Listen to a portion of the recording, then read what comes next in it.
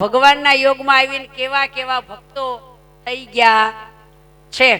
ગોપાળાનંદ સ્વામી ગઢપુરમાં હતા, તે લક્ષ્મીવાડીએ સ્નાન કરવા એક પ્રસાદીનો કૂવો, ત્યાં નૃસિંહાનંદ સ્વામી, શામળિયા ચૈત્યાનંદ સ્વામી, શાંત ગુણાનંદ સ્વામી, સચ્ચિદાનંદ સ્વામી, આવા 4-5 સંતો કૂવે નાવા જતા।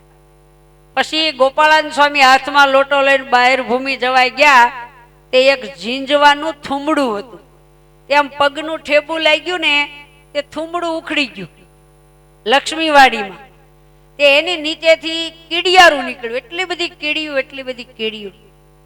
તમને એમ થાય કે હા હા કીડિયુંનું આમ કલ્યાણ થઈ જતું હોય તો માણસનું કેવું થઈ જાય, પણ મહારાજની આજ્ઞા પાળે ને તો આ વખતે મહારાજ અઢળ ઢળ્યા છે।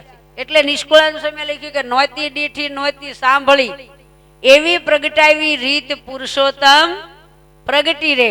ગોપાળાનંદ સ્વામી સંકલ્પ કર્યો, ભગવાનની મૂર્તિ સંભાળી, હે પ્રભુ આ સૌનું રૂડું કરો।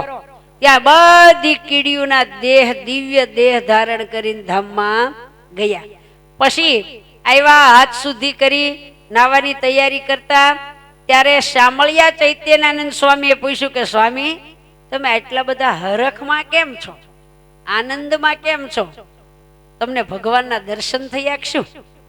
તો કે અરે આનંદમાં એટલે છું કે ભગવાન સ્વામિનારાયણનો કેવો પ્રતાપ છે કે પગનું ઠેબું વાગવાથી થુંબડું ઉખડી ગયું ને હેઠેથી કીડિયારું નીકળ્યું, અને મેં ભગવાન સંભાળીને સંકલ્પ કર્યો ત્યાં મહારાજે દરેક કીડીઓનું કલ્યાણ કર્યું, એટલે હું હરખમાં છું। આવી વાત ગોપાળાનંદ સ્વામીએ લક્ષ્મીવાડીના કૂવે નાવા ગયા ત્યારે કરી।